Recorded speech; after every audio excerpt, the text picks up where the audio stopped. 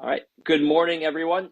Thank you for joining us for Jinsa's Israel at War update, a special edition.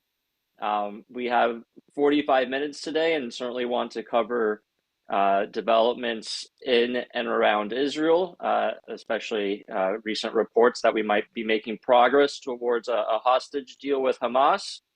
But also really want to talk about Syria and not so much what's happening in Syria itself, but implications for Israel, for the United States, for the region, and in particular, since we're joined by two of our preeminent Turkey experts, what this means for Turkey's role and standing in the region.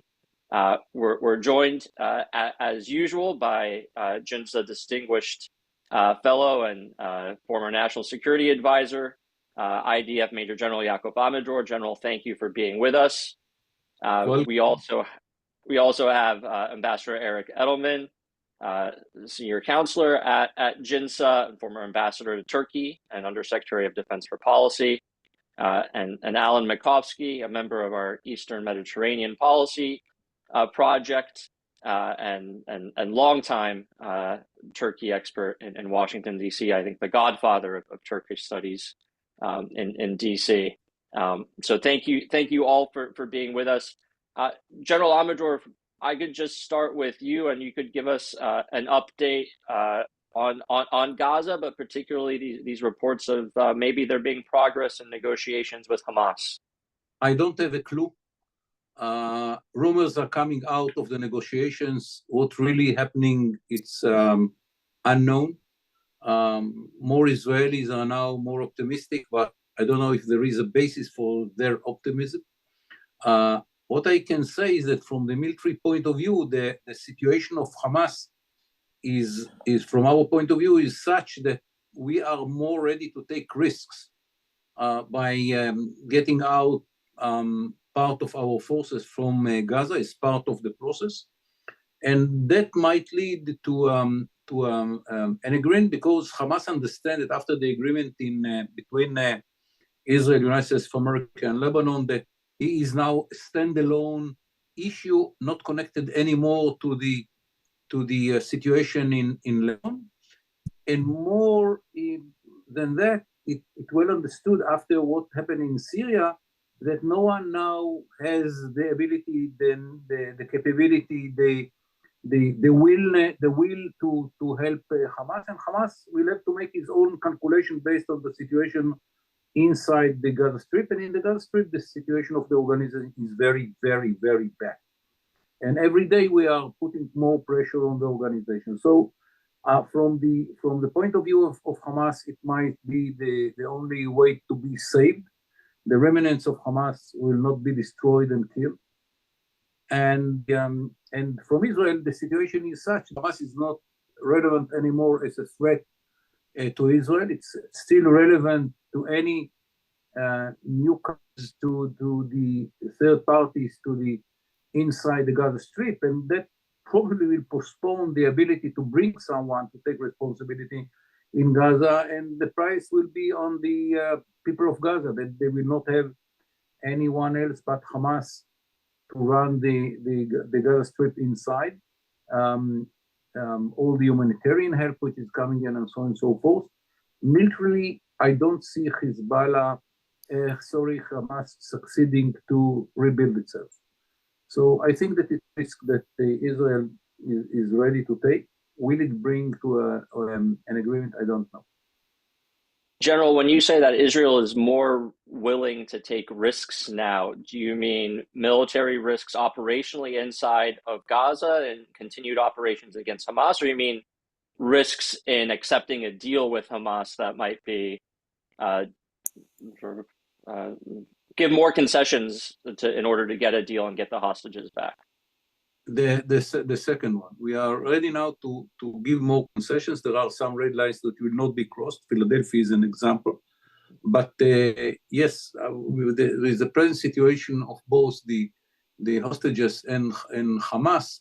I think it is time that Israel can take risks. Can you give us a an idea of what sort of concessions might be acceptable to Israel in Yeah, particular? I don't know.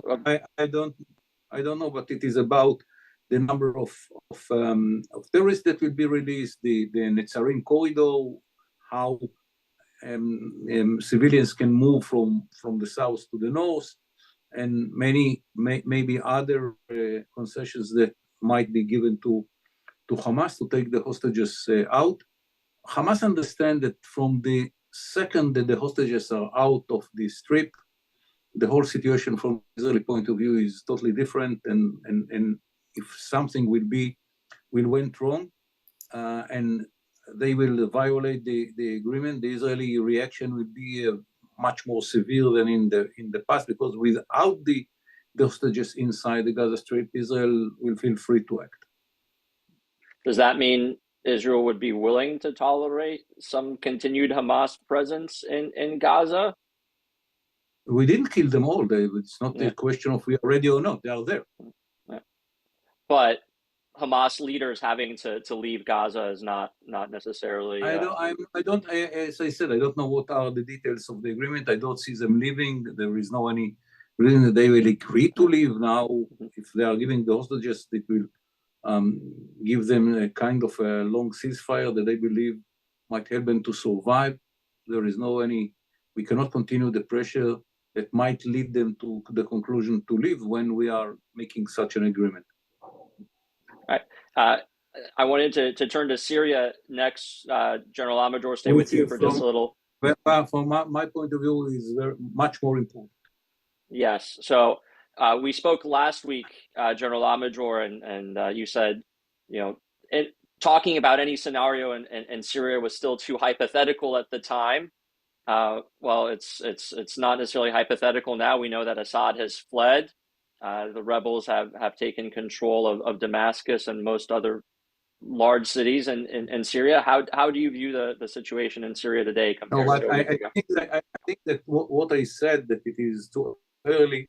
It's not about the ability of the rebels to take those cities and Hafez and Assad Junior. We lose the control in Syria. It was more about the ability to say what kind of a regime will we see in Syria in the future. Look, they came from ISIS and Al Qaeda, no question. This is their ideology. It was their ideology, and I'm sure that under Erdogan influence, they didn't change their mind. Erdogan is closer to Hamas than any other ruler in the Middle East, other than the head of the Qatari state. So we understand where they came from. The question, which is too early to judge, is how will they behave? Will they try to be much more moderate than what they had been during all their life? Because they understand that they have to build Syria. They have to establish a regime which can provide the people of Syria all what is needed. Or what we see is, as Hamas, at the end of the day, jihad is jihad is jihad, and after some very nice months in which they will try to present themselves as different kind of people, they will go back to the source of their ideology, and what we will see is an Islamic extremist regime in Syria. We don't know. It's too early, and it's still too early to say. The beginning is not so extreme, so we have to admit, and they have to understand that there is two ways. They cannot do both, because I don't see anyone in the world which can help Syria to rebuild itself, ready to give money to a very extreme organization called now the government of Syria. What will be their decision? I don't know. I'm not sure that they know. By the way, it will take them some time to embrace and to stabilize the situation. Syria is not an easy country to control. There are many minorities and huge amount of weapons within the civilians' hands. So they have to make some decisions and to really showing that they are controlling the state. We succeeded probably to neutralize, 80-70% of the military capability that had been in Syria, controlled by the Assad regime army. They lost the navy, the air force, most of the helicopters, and so on and so forth. We try to minimize the amount of chemical weapon that they will find, but still there is in Syria, and so on.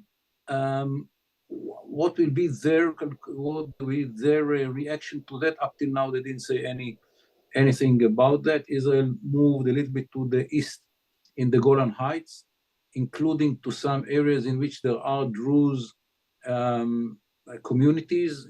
That it is our interest to give them the ability to defend themselves. Israel does know today what will be on the other side of the border, and for that we did whatever is needed to secure our borders going into Syria around 5 kilometers. Remember, when people are saying Israel is very close to Damascus, from the border line to Damascus, it's 36 kilometers. If in some areas it's 40, but this is the depths of Damascus. There are other 3 issues that should be considered. One, what will happen in Jordan?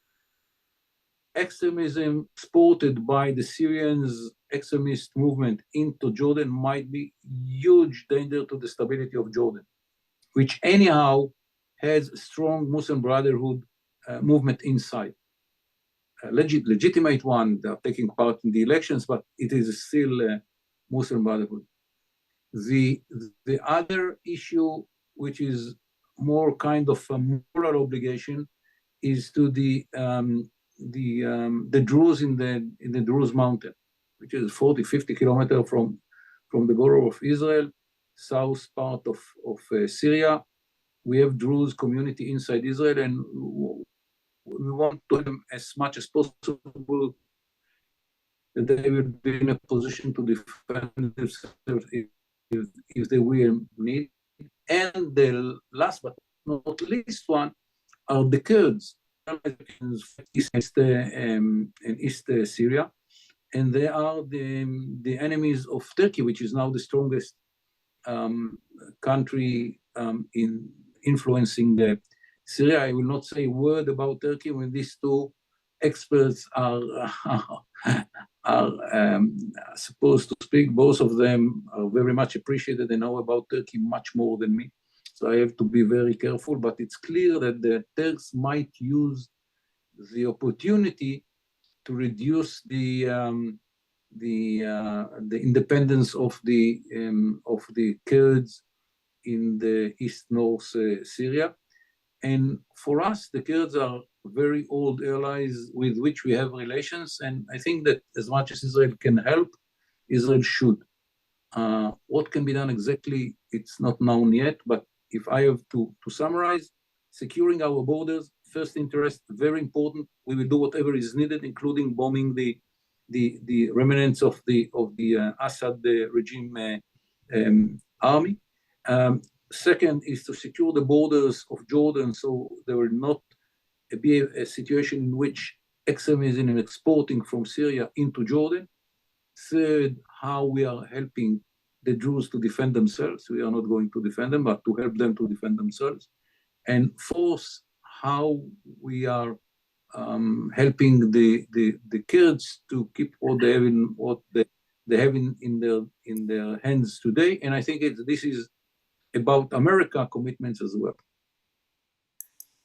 Thank you for that overview, General Major, and I'm anxious to get to Turkey. If I may add one sentence. Sure. Look, it's clear that the blow is the losers are Russia, Iran, Hezbollah for sure. Hezbollah became within an enclave in which we can do whatever, almost whatever we want. But I think that there is, about Iran, it is deeper than just they lost Syria. Iran didn't deliver, and everyone in the Middle East understands it. They didn't deliver when we attacked Hezbollah. They had many excuses, but here they didn't deliver when they didn't save the regime in Syria, and they are speaking in Tehran, giving many excuses for that, blah, blah, blah, blah. But everyone understands, at the end, when it was needed, Iran didn't deliver. And you could see it when Iraq was asked by the Iranians to open the border so they can move militias from Iraq to Syria. The Iraqis said, no, the border is closed. And they didn't let the Iranians to move militias through Iran and from Iran into Syria. So everyone in the Middle East understands Iran didn't deliver. What is the meaning for the long run? How it can be used to make Iraq less dependent on the Iranians, to shake the Iranian regime in Tehran? It's a good question for the future, but for now, it's very important to understand that everyone in the Middle East looked at the Iranians and say they didn't deliver.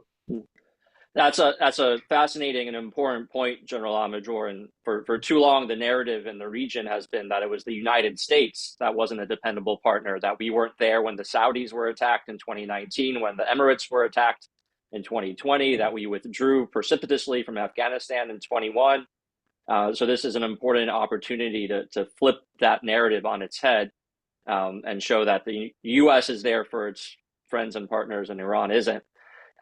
Really quickly, before we turn to Turkey, since General Amador mentioned Russia, Ambassador Edelman, I wanted to ask you, yes, this is a loss for Russia, but how much does it actually matter to Russia right now to lose its foothold in Syria at a time when it seems to be mostly concentrated on fighting in Ukraine? Is it also a blow to its prestige and power, or does it actually just help free up resources that it otherwise would have had to devote to Syria?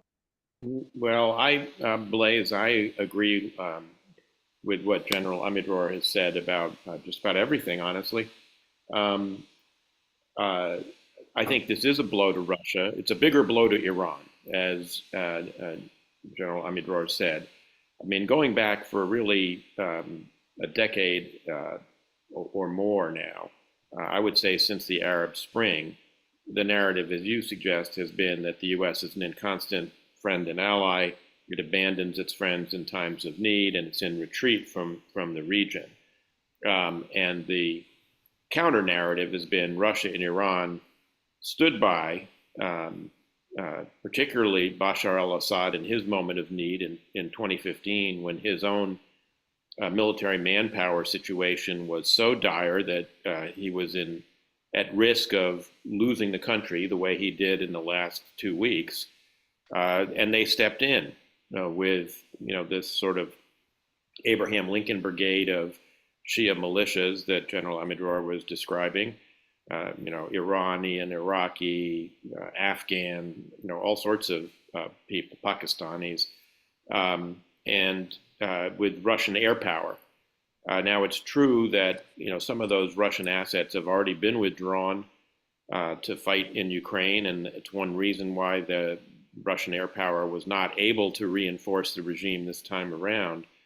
But there's another element here, which is the Russian bases, the main bases in particular, Khmeimim Air Base in Latakia and the Tartus Naval Base, which enables Russian naval operations in the Eastern Mediterranean, which have been ongoing since the Soviet era. They've had a presence in the Eastern Med for a while. After the collapse of the Soviet Union, it went away, but it came back big time. They've signed 40-year leases with the Assad regime, and both the air and the naval bases are quite crucial for supplying the Wagner Group remnants that have now been subsumed into other Russian state entities in operations in the Sahel, where they're extracting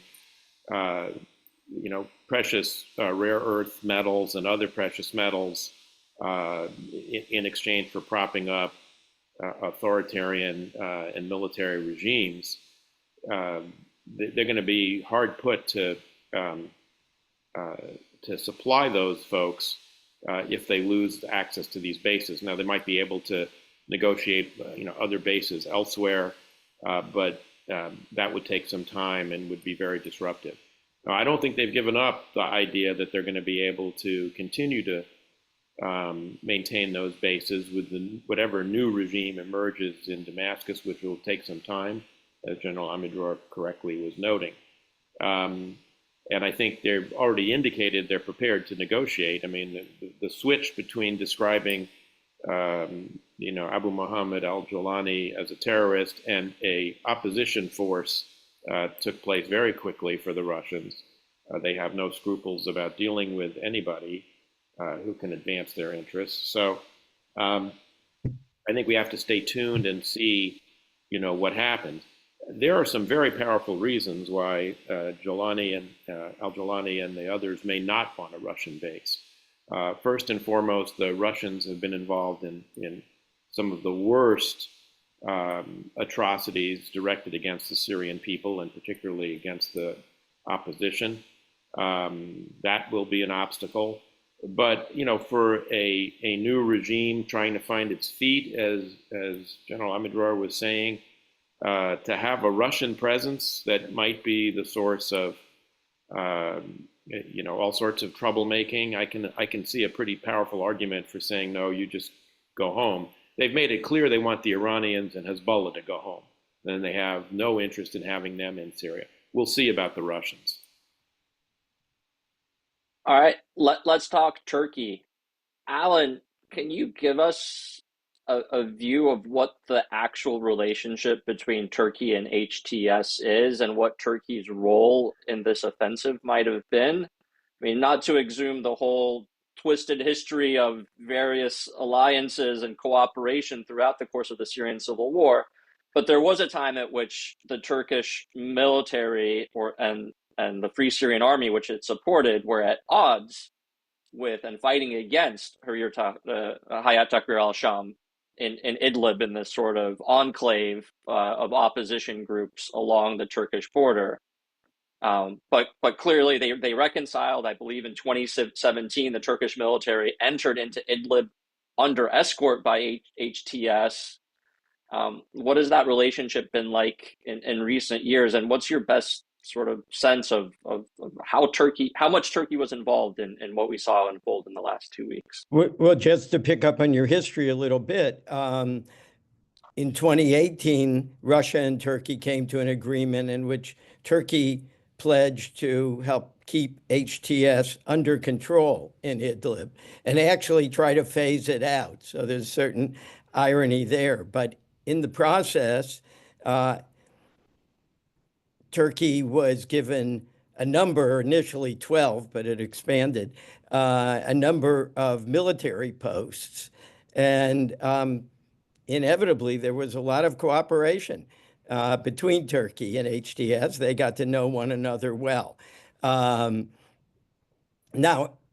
how much influence did Turkey have on this successful 11-day operation to storm from Idlib to Damascus?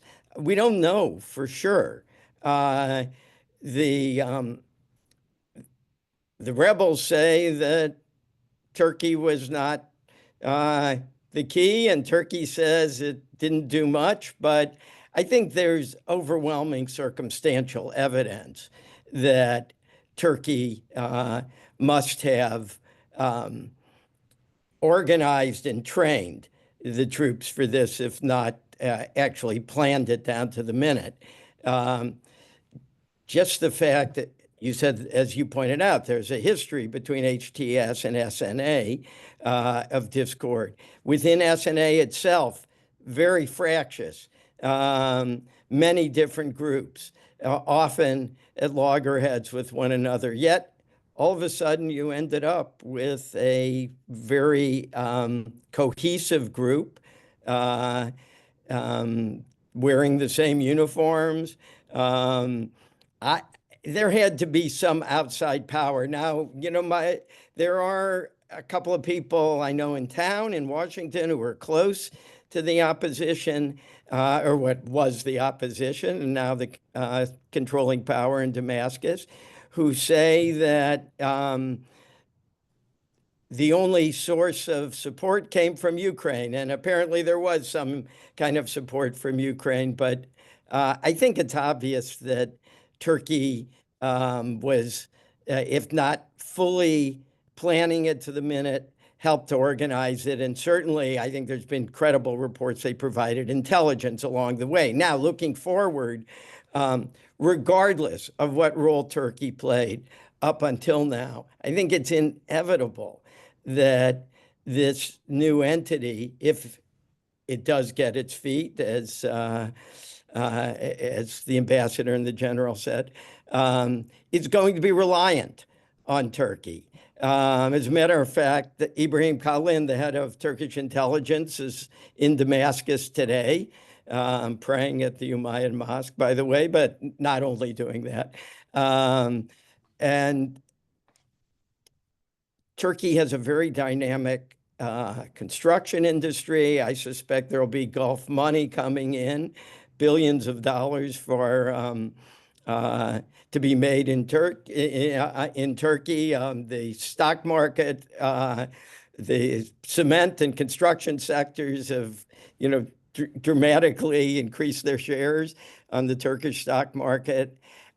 And as Eric points out, look, Erdogan is ideologically close to these guys. And I think he's the one they would likely trust. He's there geographically. And, I think the basic model of probably Gulf money and Turkish know-how will be something they are going to have to depend on in the early days. I'll just point out one irony that Turkey, at the beginning of the Arab Spring, their concept was to try to convince Assad to bring Islamist groups into the government. Turkey thought it would be a sphere of influence for them. Over time, as the Syria lines hardened within Syria, I mean, Russia pushed Turkey to normalize with Assad. Turkey was very interested in doing that. Erdogan reached out to Assad. In the end, Assad would not shake Erdogan's hand because he was insisting that Turkey withdraw its troops from its vast holdings in northern Syria first. And the Turks wouldn't do that. And now in the end, it's come full circle. And there is an Islamist government in Damascus. And Turkey, if this government holds, Turkey is likely to be a big winner.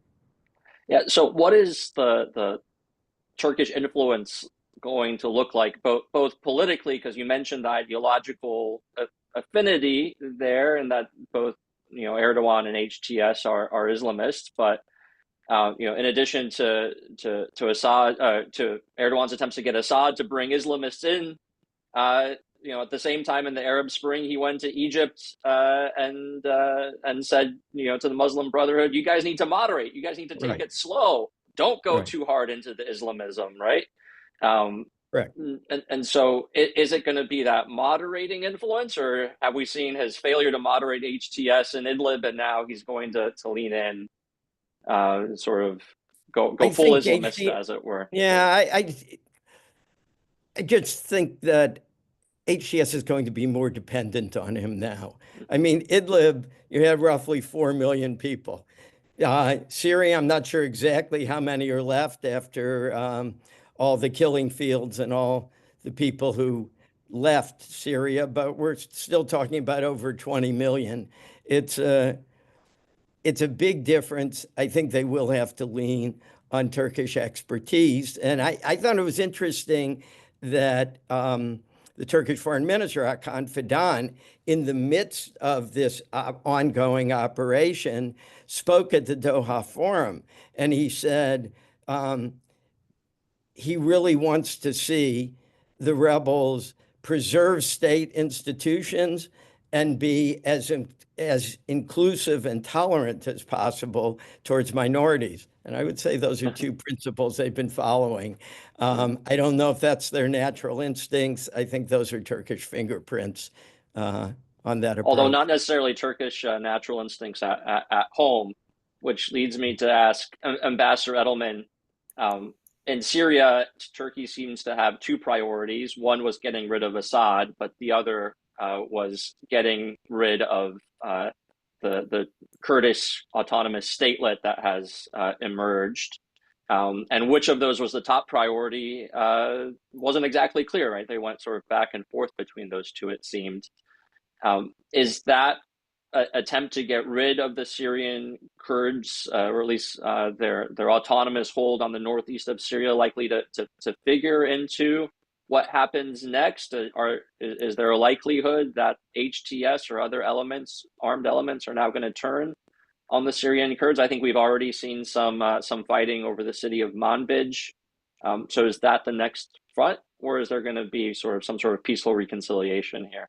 So you're already seeing that. I mean, there's already military operations, very intense ones, going on against the SDF, as they've agreed to a ceasefire in Manbij, where they have withdrawn from the city. And I'll come back to that in a minute, because I think it's one area where it implicates U.S. national interests, and also, as General Amidrar was discussing, U.S. commitments in a way that could be problematic. But let me back up for one step to agree heartily with what Alan said. As usual, Alan and I are in agreement. But not only was Ibrahim Kalin, in Damascus this morning, meeting with Mohammed al-Shara, or as he's now known, Abu Mohammed al-Jalani, so was Hakan Fidan, the foreign minister and former head of intelligence. To Alan's point, HTS, its predecessor, the al-Nusra Front, all of these organizations have essentially been nurtured over the years by a set of networks inside Turkey, financial facilitation, logistical support, medical care, that's been enabled by the Turkish state, despite the fact that formally HTS is designated as a terrorist organization. They could not have, succeeded without the support of Turkey, and that's one reason why, as Alan says, they will have outsized influence with HTS and with whatever kind of interim Syrian government emerges out of what's going on. Alan mentioned the fact that Erdogan was trying, as others, including the Biden administration, were, to normalize relations with Bashar al-Assad and his regime. It may turn out to be one of history's great miscalculations that Assad said no, because my judgment, provisional now, we'll know more as time goes on about exactly what happened, but my provisional judgment is that unleashing HTS 2 weeks ago to take Aleppo was initially intended by Erdogan as a limited step to pressure Assad into picking up his offer to normalize, not anticipating that the regime's military would essentially collapse on first contact with the opposition. I don't know if Alan agrees with that or not, but I certainly do. So, I don't think that the intent here initially on the part of Erdogan was to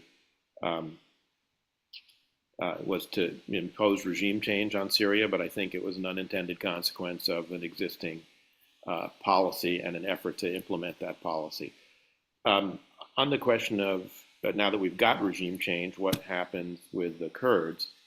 In your summary, you left out, I think, one very important domestic political factor, which is another major objective of Erdogan's, including why he wanted to normalize with Assad, was getting the 3.5 to 4 million Syrian refugees who have been living in Turkey, been a charge on Turkish society, have become a neuralgic point politically inside Turkey's domestic politics, and probably cost him the municipal elections earlier this spring, which were the biggest domestic political blow he has suffered since coming to power, I would say, in 2001. That remains his objective. You've probably seen some of the same photos I have of traffic jams at the border crossings into Syria. A lot of Syrian refugees are already returning, but a lot are also taking a wait and see attitude. They want to see exactly what emerges in Syria. So he's going to have an interest in, to further Alan's point, in having a kind of stable, inclusive kind of regime emerge in Syria, from that point of view, just to, get them to go home. He stands to be a very big domestic political winner from this, both because of the potential return of the refugees, but also because it gives him and Turkey this big outsized role in Syria and more broadly now in the region as a kind of arbiter of the future of the region. It's been one of his ambitions for some time for Turkey to be, as he's described it in the past, either Middle Eastern or Muslim superpower, and this certainly, will, be seen as part of that, that ambition. On the Kurds, we already see, the pressure military on the Kurds. It's interesting that in Rojava, the authorities, as I understand it, have now decreed that everybody should be flying the, independent Syrian flag that is flying over Damascus, that's been brought to Damascus by HTS and its authorities, which suggests that while they want to maintain their, autonomy, they're prepared to enter into a negotiation. They're also, in the 2 weeks between the breakout of HTS forces from Idlib and the drive down the M5 highway to Damascus, there were periodic ceasefires, local arrangements with SDF forces, that seem to be indicative, at least, of a pragmatic willingness to, to make deals. Now, why is this all important to the United States? It's because, and this is not something we've really mentioned yet this morning, there still is a very significant ISIS presence in central Syria. And the SDF has been, in the view of Central Command, U.S. Central Command, the only serious force inside Syria that has fought consistently and successfully against ISIS. And moreover, they are the guardians of some 20 sites, prisons and detention sites for ISIS fighters who've been taken off the battlefield in the last 6-7 years during the counter-ISIS campaign. And they've already had to move some of them from Manbij in conjunction with this ceasefire. So the U.S. has an interest in making sure these people don't get let loose in the midst of all of this uncertainty and turmoil in Syria. We also have commitments we've made to the SDF that could, going back to your point about the narrative of who is, a good partner and ally, if we abandon the SDF, that will have very negative connotations, I think, in Syria and throughout the region. And this is already a point of debate, inside the Trump transition, because President Trump, during his first term in office, tried to get all of our small detachment of special forces guys, about roughly 1,000, little less, in Syria, out of the country, away from the 10th base where they're currently situated. Despite the protestations of then Secretary Mattis and others that these troops gave us oversight of ISIS and we needed to keep them there, there's still going to be voices like Lindsey Graham's and others pushing to keep that kind of low profile, light footprint presence, particularly while all this turmoil is going on. There's a better sense of how all of this is going to shake out, and we'll see what happens.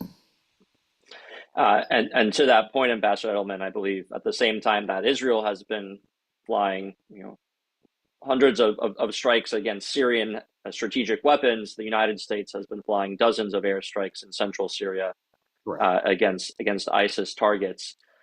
Since you raised the Trump administration and the debate over sort of the U.S. remaining there, and in the 5 minutes that we have left, I wanted to ask your thoughts on, is this going to change U.S. policy towards Turkey? Are we going to have to deal with Turkey in a way now because it has this influence in Syria that we wouldn't have had before? And if so, what will that look like? Or is Syria insignificant enough and we'll pull out our forces and we won't really be there, and therefore Turkish influence isn't really going to affect us? Well, first of all, it was Turkish influence in some sense that got President Trump to try and pull the forces out to begin with. I mean, twice, 2018 and 2019, in phone calls with President Trump, Erdogan asked us to withdraw our forces, in part because of his desire to take on the SDF, which he sees as an emanation of the PKK, a Turkish domestic Kurdish political movement that waged Iran still wages a insurgency against the Turkish state that has cost thousands and thousands of lives. So an understandable. So that I think dynamic remains, although there's a counter dynamic, which is that we also is looking at reaching out to Kurdish political potential in lieu of the party. What all this does to scramble that, I think I'll defer to Alan on that. It's hard to know exactly. He's had Erdogan, that is, had a couple of openings to the Kurds in the past. He might want to do it again, to shore up his political situation. This is a bit of a wild card. Really say on the U.S.-Turkish side, the President-elect Trump's designation of his friend, financier Thomas Barak, as the ambassador designate to Turkey suggests a return to what I would call the friends and family approach to U.S.-Turkish relations, which under the first Trump administration was guided mostly by a relationship between his son-in-law, President Trump's son-in-law, Jared Kushner, and Erdogan's son-in-law, al-Bayrak. I think we're going to see a return to that. Certainly because of the Turkish role in Syria, we will have to, deal in kind of slightly different way than we have in the past with Turkey. There's some people who think this is going to clear the deck, and it's going to wash away all the other problems we have with Turkey. I'm not sure that's the case. But clearly Turkey is larger considerations than it has for a while. Thank you, Ambassador. Alan, want to turn to you really quickly on U.S. Turkey, and I guess I'll ask bluntly: is Turkey going to get the F-35 now?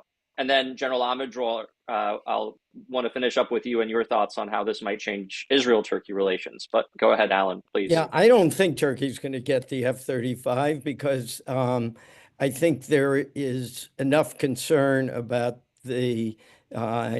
about Turkish foreign policy, its aggression against some of its neighbors, at least a couple of whom have a lot of supporters in the U.S. Congress who would object to Turkey getting the F-35. And I'm not even sure even if Turkey met the congressional requirement on the S-400s that it would get the S-35. I did just want to say, if I could quickly, unfortunately, I couldn't catch everything that Eric said. There was some interference, perhaps on my side. His point on Aleppo was dead on correct. I just want to underscore some of Erdogan's statements as the rebels were marching from Aleppo to Hama indicated that this is not what he wanted, and he was surprised. So later, a day or two later, he became a big cheerleader. But initially, I think his rhetoric suggested he was caught by surprise and was focused only on Aleppo. And of course, he also peeled off the SNA to go fight the Kurds. Just maybe in summary, everything Turkey has done since 2011 in Syria has been for one of three purposes: either to fight the idea of Kurdish autonomy, which I think is number one; number two, to get the refugees to go home, as Eric said; number three, to increase Turkey's influence and prestige. And I think he hit the hat trick this time. I think he wins on all 3 points, and his balance of leverage with Russia certainly now changes somewhat in Turkey's favor. He's going to be able to put more pressure on us regardless of Trump's inclinations, and Trump may make it easy for him regarding northeast Syria. And I'll be interested to hear what the general says. I think it makes Turkey more important to Israel if Turkey has the influence with Damascus that we anticipate it will. Yeah, General Amador, if you're still there, some quick thoughts, 1 or 2 minutes. I'm there. Look, for us now, is the key more important to Israel. We have direct engagement here, a different situation.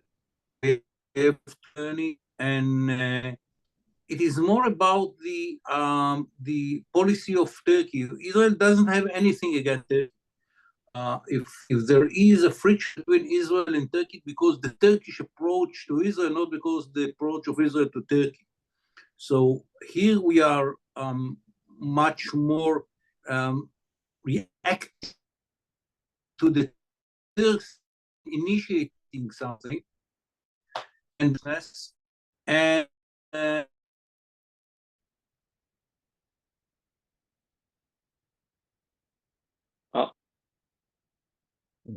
I think we might. Sorry, we're losing you. Your connection, I think, is cutting out. So if you could just wrap up quickly, General Amador. American technology. All right. Maybe if he went to audio only. Yeah. I really wanted to hear what he had to say. Do you hear me? Yes, let's try again. Go ahead, General. Okay, what I said is, from our point of view, we don't have any claim to the Turks. We are reacting to the Turkish policies, and it is very much depends on the Turks what will be the relation in the future. From our point of view, it's a new situation in which we have direct engagement with the Turks through the new regime in Syria. We will have to put more to sustain Turkey and better prepared for change in the policy, either directly with Turkey or Syria. In Syria, we did what we did because we don't know what we did. So we are eliminating some capabilities of the side, and that's what we did. All right. Thank you, General. Let's leave it there. I apologize to everyone for some of the audio difficulties, but thank you very much, General Amador, Ambassador Edelman, Alan, for joining us. Thank you for everyone who tuned in, and we'll see you next week. Thank you. Thank you. Have a good day.